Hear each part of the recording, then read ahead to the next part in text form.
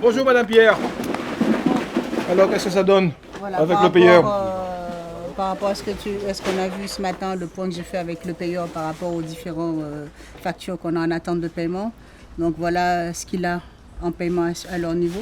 Donc ils ont en environ mandatement. en mandatement, ils ont des mandats qui ne sont pas priorisés parce qu'il n'y a pas de priorité dessus. Ils ont 113 000 euros de mandats en attente. D'accord, donc sans ordre de priorité. Sans ordre de priorité. Donc ce qui veut dire que sur les 700 000 restants, il y a 700 000 600 000 sur lesquels il n'y a pas de mandat, il n'y a pas de bordereau. Ils n'ont pas de facture. Donc ce qui veut dire que toute la communication faite hier sur les ondes n'est que mensonge. Tout n'est que mensonge. Écoutez, Rien de tout ça je vous laisse expliquer ça quand même un petit peu à la presse, mais j'ai compris. Merci. D'accord. Donc je reviens de chez les payeurs, puisque Madame Chevrier a annoncé sur les ondes en disant que c'était le payeur qui ne nous payait pas, qu'elle avait fait tous les mandats et que c'était à leur niveau que c'est eux qui ne nous payaient pas. Donc j'ai fait un point avec eux par rapport au mandat, aux différentes factures qu'on a, voilà la liste des factures que la CSBT nous doit. Donc on en a à 700 000 euros de factures en attente de paiement. Donc le payeur m'a sorti la liste des mandats qu'il a en sa possession. Donc il a pour 113 000 euros de mandats. Donc comme il m'a dit, c'est des mandats qu'il a en attente, mais qu'il n'a pas de priorité là-dessus. Et qu'il ne pourra payer que si la CSBT lui donne un ordre de priorité pour pouvoir les payer. Alors ces mandats qui sont là, qui ne sont pas prioritaires, est-ce que c'est pour EDT? C'est pour EDT, donc c'est des factures, c'est des travaux qu'on a faits en juillet 2015. Donc c'est des travaux de 2015 donc, qui sont là par rapport à cette liste-là que m'a remis le payeur de ce qu'il a en attente. Monsieur De Vouton a entièrement raison de faire ce qu'il fait là, de bloquer. Il faut que toute la Guadeloupe sache exactement ce qu'il en est. Donc Madame Chevrier, une fois de plus, nous a raconté des mensonges et a menti sur des fonctionnaires, des gens qui font leur travail convenablement.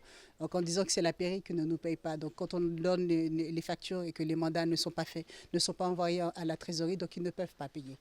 Donc il n'y a pas ces mandats, il n'y a pas les 700 000 euros de mandats qu'on a là, ils ne sont pas à la trésorerie.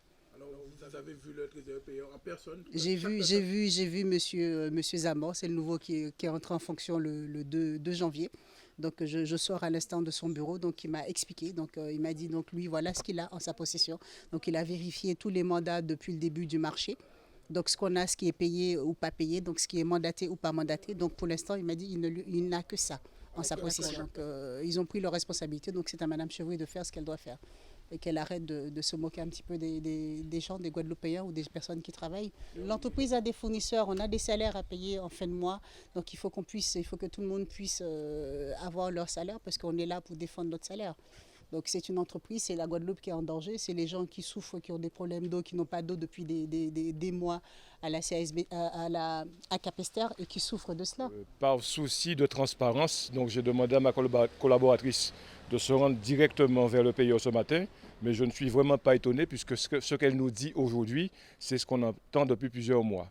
Alors en fait, on va dire simplement, c'est une façon de dire à la présidente, on suit notre dossier. Donc, il faut déjà qu'elle prenne ses responsabilités. Le mouvement a toutes ses raisons d'être. Donc, je confirme, on ne sortira devant le CSBT que quand on sera payé. Alors, j'appelle être payé quand les virements sont sur le compte. C'est ça le plus important. Ah non, mais pas du tout. On maîtrise notre dossier, on sait exactement ce qui se passe. Et je dirais, au-delà de paiement, il faut bien comprendre qu'il y a de la méchanceté.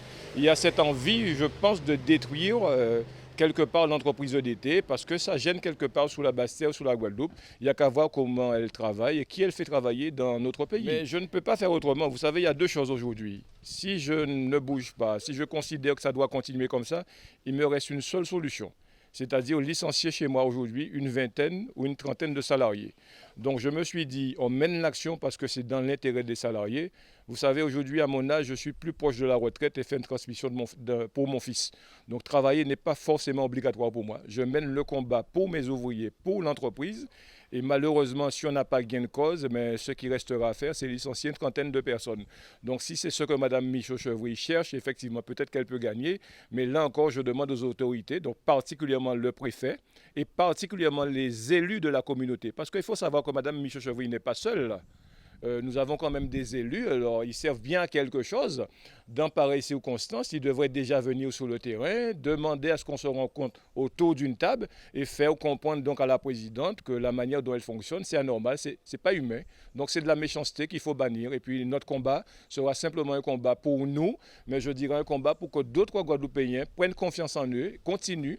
Et je fais partie des Guadeloupéens qui disent souvent, alors encore une aberration, mais là c'est juste une anecdote, hein. Dans notre pays, nous avons ce qu'on appelle le marché du bois, le marché des morts. Et on n'a toujours pas compris qu'il faut arrêter de faire venir des cercueils de métropole. Alors qu'on pourrait monter une fédération et faire nos menuisiers travailler et faire des cercueils. Alors vous voyez, c'est cette volonté qui m'anime. Donc le combat que je mène, c'est pour les Guadeloupéens, c'est pour l'entreprise. Et c'est pour l'avenir quelque part. On ne peut pas tout prévoir, mais il faut savoir que EDT, c'est une force vive au niveau des associations, au niveau, je dirais, même du monde économique.